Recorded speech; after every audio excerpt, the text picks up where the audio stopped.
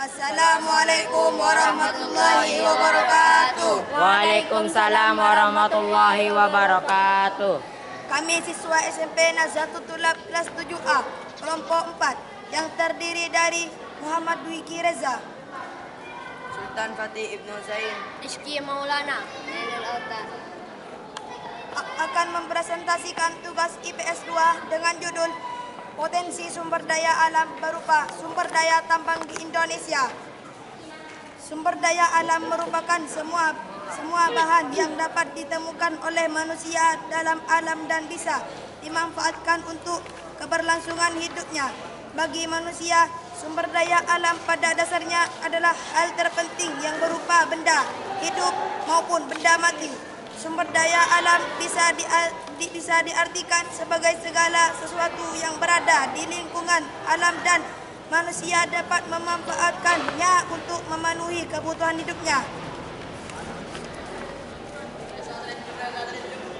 terhadap beberapa jenis sumber daya alam diantaranya adalah sebagai berikut.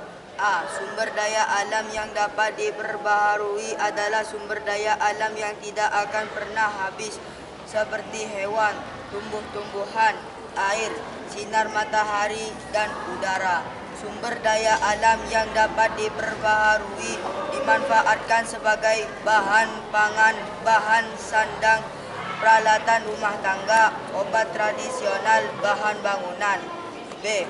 Sumber daya alam yang tidak dapat diperbaharui merupakan sumber daya alam yang mempunyai jumlah terbatas. Apabila sudah habis, maka sulit untuk kembali. Hal ini mereka proses membentukannya membutuhkan waktu yang lama, jutaan tahun.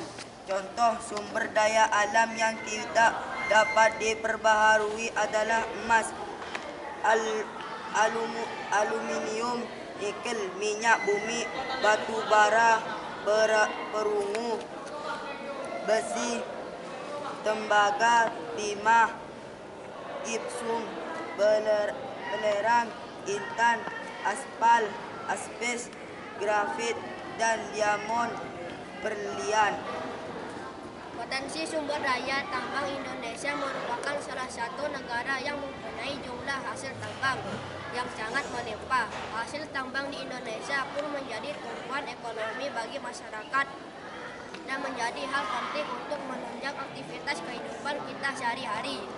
Contohnya, potensi minyak bumi yang ada di Indonesia. Saat ini minyak bumi sangat dibutuhkan sebagai bahan bakar kendaraan, motor, dan minyak bumi pun kian hari kian menipis yang mengakibatkan pemerintah harus mengimpor minyak bumi dari negara lain untuk memenuhi kebutuhan masyarakat dan tak hanya digunakan sebagai bahan bakar saja. Minyak bumi juga masih dipakai oleh pemerintah untuk menjalankan pembangkitnya listrik. Potensi hasil tambang lainnya yaitu gas alam. Jumlah gas alam di Indonesia masih terbilang banyak. Bahkan Indonesia menjadi negara dengan ekspor gas alam terbesar saat ini. Lagi-lagi, gas alam dalam hal ini sangat berpengaruh pada perekonomian negara dan dapat menjadi salah satu penumpang kuat. Selain itu, negara kita juga mendapatkan potensi yang cukup besar dari batu bara.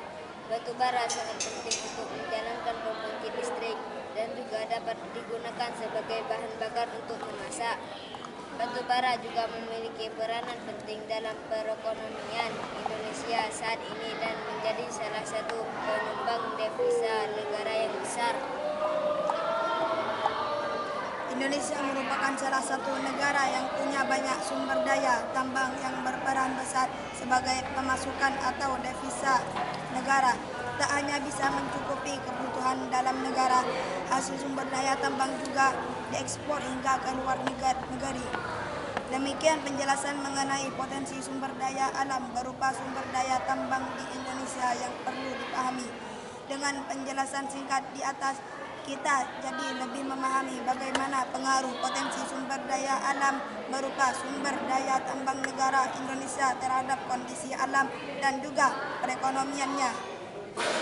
Demikian yang dapat kami sampaikan. Semoga apa yang penyaji sampaikan bisa menambah wawasan serta pengetahuan bagi kita semua. Atas perhatiannya disampaikan. Terima kasih.